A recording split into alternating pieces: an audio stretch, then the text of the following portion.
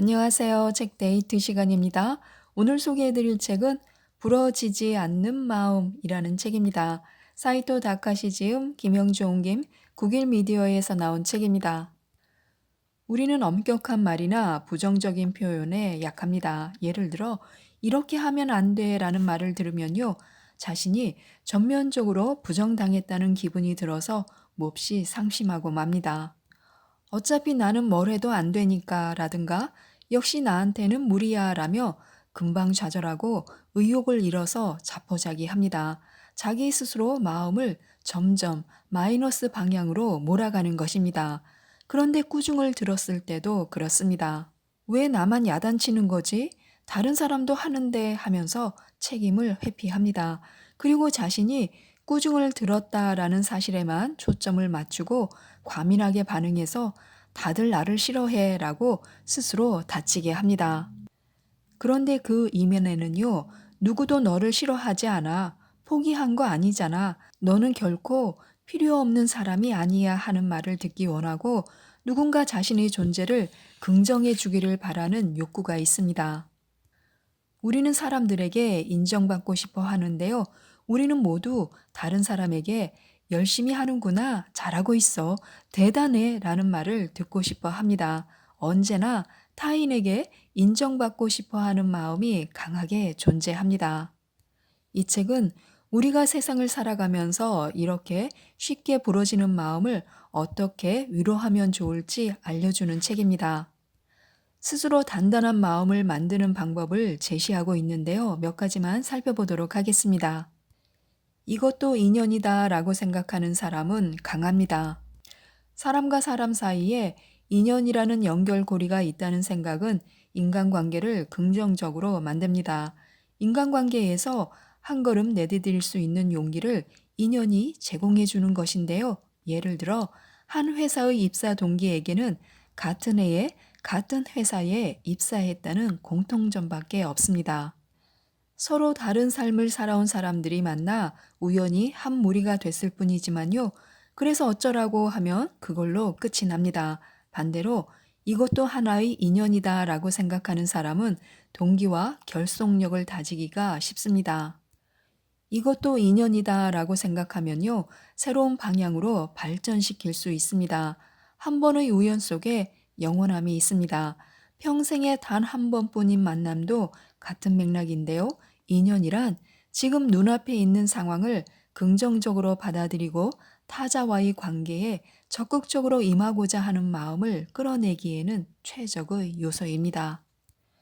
우선은 요구에 순응하는 것이 좋습니다. 자기 주관이 있다는 것은 당연히 좋은 일이지만요. 지나치게 그것을 고집하면 선택의 폭이 좁아져서 기회를 놓치게 되는 경우가 있습니다. 자신의 희망사항대로만 일을 선택하지 않는다는 것은 자신에게 요구되는 것을 유연하게 받아들이고 순응하는 것이기도 합니다. 어쩌면 그것이 이렇게 하고 싶다, 저렇게 하고 싶다 하고 혼자서 발을 동동거리는 것보다 훨씬 경험의 폭을 넓혀줄 수도 있습니다. 지금 내 앞에 놓인 일들을 하나씩 정성껏 완수한다. 그 일들도 어떤 인연이 있어서 나에게 오게 된 것이다. 나는 이런 일은 안 해. 이게 내 방식이야 하고 고집하지 않는다. 상대의 의견에 맞춰 자신의 방식을 유연하게 변화시킨다. 요구에 맞춰 응용하는 식으로 변화하다 보면 자신을 둘러싼 껍질이 하나씩 벗겨지고 결과적으로는 할 수 있는 일의 폭이 넓어지며 자기 자신 또한 풍요로워진다. 이런 식으로 생각하다 보면요, 자연스레 일도 점점 늘어나게 됩니다. 또한 운을 힘의 원천으로 이용하는 것도 좋습니다. 나를 지나치게 내세우는 사람은 행운도 인연도 끌어당길 수 없습니다. 나는 능력은 있는데 운이 없어.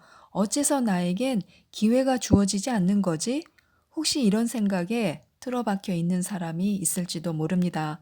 그렇다면 자신을 냉철하게 돌아봐야 합니다. 어쩌면 자기 스스로 벽을 만들어서 운의 흐름을 막고 있는 것일지도 모릅니다.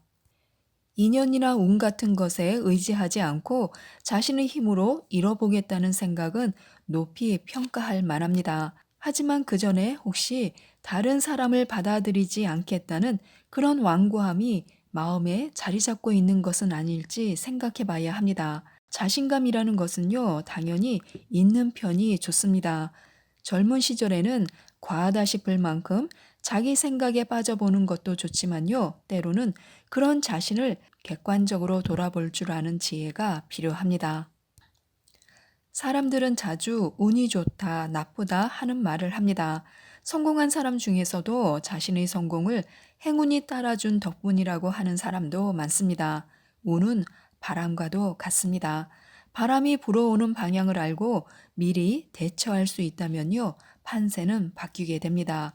그런 의미에서 운을 믿는다는 것은요, 자신의 힘에만 의존하는 것이 아니라 자신을 향해 불어오는 바람을 느끼려고 하는 것과 같습니다. 나는 운이 좋다. 이렇게 믿는 긍정적인 사고방식에 의미가 있습니다. 자기 스스로 운이 나쁘다고 생각하면요, 쉽게 자신의 가능성을 한정짓게 됩니다. 어떤 일이 잘 안 됐을 때 어차피 나는 운이 나쁘니까 라고 생각하면 더 이상은 어쩔 수 없다고 느껴져 좌절하게 되고 노력할 힘도 솟아나지 않습니다. 그야말로 마음이 부러져 버리는 것입니다. 하지만 같은 상황이더라도 나는 운이 좋다라고 생각하면요, 다시 일어설 힘이 생깁니다. 그런 마음가짐의 차이는 이루 말할 수 없이 큽니다. 성실한 사람일수록 지나치게 생각이 많아집니다. 내 의사소통 능력이 모자란 게 아닐까? 사회성이 부족한 게 아닐까라며 자책하고 맙니다. 이럴 때는 자신의 인격적인 문제라고 생각하지 말아야 합니다. 상대가 나쁜 거라고 억지 부리지도 말아야 합니다. 모든 것은 인연이 아니었다고 생각하고 사람을 미워하지도 원망하지도 말아야 합니다. 그저 인연이 아니라고 생각하면요, 정신 건강에도 좋습니다. 일을 하다 보면 어떤 기획이 도중에 틀어져 버리는 경우도 있습니다. 일이 잘 진행되지 않을 때는 스스로를 자책하는 경우도 많지만요, 상대에게 문제가 있는 것이 아닌가 하고 상대를 비난하는 마음이 생겨나는 경우도 있습니다. 이럴 때도 이 일은 나와 인연이 아니었나 봐 하면서 깨끗이 마음을 비워버리는 편이 낫습니다. 장소나 환경을 내 편으로 만드는 것도 좋은데요. 감각이 예민한 사람은 어떤 공간에 발을 들였을 때 이곳에서는 좋은 기운이 느껴진다라고 직감적으로 느끼기 때문에요. 그곳을 인연이 있는 장소로 적극적으로 활용할 수 있습니다. 그곳에 가면 마음이 힐링된다거나 힘을 얻는다거나 자기 안의 감성에 울림을 주는 곳이 있습니다. 그냥 아무 생각 없이 가는 것이 아니라 기분 전환을 하고 싶을 때 그곳을 찾게 된다면 바로 그런 곳이 자신과 인연이 있는 곳이라고 생각하면 됩니다. 자신과 잘 맞는 장소나 환경은요, 여기서 무언가를 해야겠다, 이런 기분이 들게 하는 경우도 많습니다. 그 공간을 자신의 에너지를 발휘하고 충전하는 곳으로 인식하면 좋습니다. 그리고 스스로 그런 장소를 늘려가다 보면요, 마음의 안정을 유지하는데 도움이 됩니다. 자기 안정과 긍정은 어떻게 얻어질까요? 찾아보면 더 나은 데가 있지 않을까? 나한테 더 잘 맞는 직장이 있지 않을까라는 생각을 하거나 혹은 생각했던 일이 아니다. 직장 내 인간관계를 견딜 수 없다 등의 이유를 들어서 회사를 떠나는 사람들이 많습니다. 어떻게 보면요, 인내하면서 일을 익히다 보면 자신의 위치를 상승시킬 기회가 생길 텐데 그 과정을 참지 못하는 것입니다. 물론 회사를 그만두는 것이 오히려 자신을 더 높은 곳으로 올리고자 하는 의지에 의한 것일 수도 있습니다.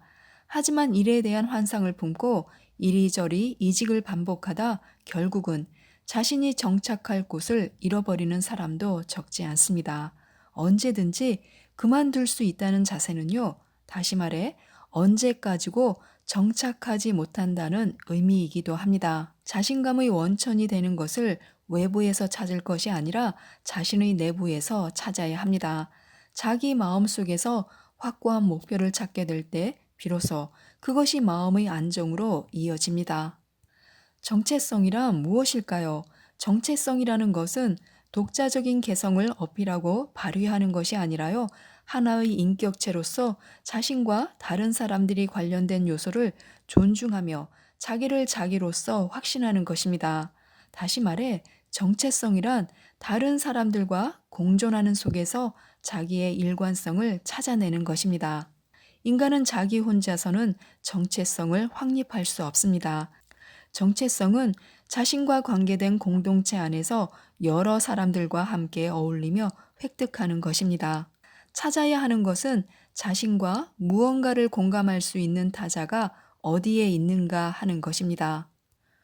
무엇을 정체성의 뿌리로 삼을지는 스스로 선택해야 합니다. 사회적 소속이 곧 정체성은 아닙니다. 실제로 자신이 속해 있는 집단이 아니더라도 얼마든지 공유의식을 가질 수 있기 때문인데요.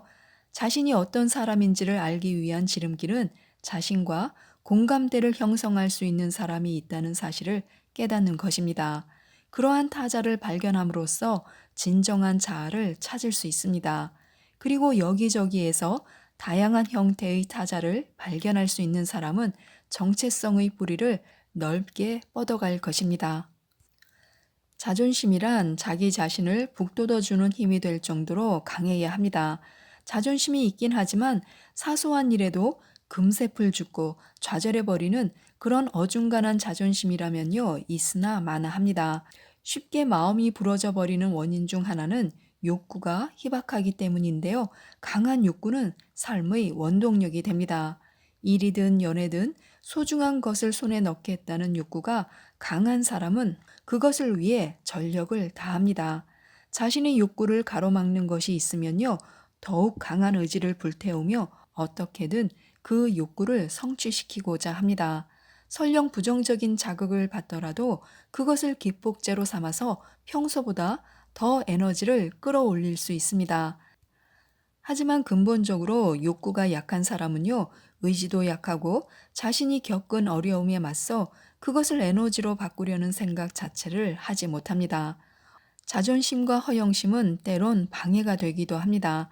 연기만 뭉게뭉게 피워두지 말고 분발할 수 있는 에너지로 다 써버리는 것이 좋습니다. 지금까지 이 책에 대해서 말씀드렸는데요. 자기 정체성에 단단하고 건강한 뿌리가 내려지고 자신을 긍정할 수 있는 사람의 마음은요, 좀처럼 부러지는 법이 없다고 합니다. 내 마음이 다치지 않고 부러지지 않을 수 있도록 도움을 주는 책인데요. 꼭 한번 읽어보셨으면 좋겠습니다. 이상 책데이트였습니다. 감사합니다.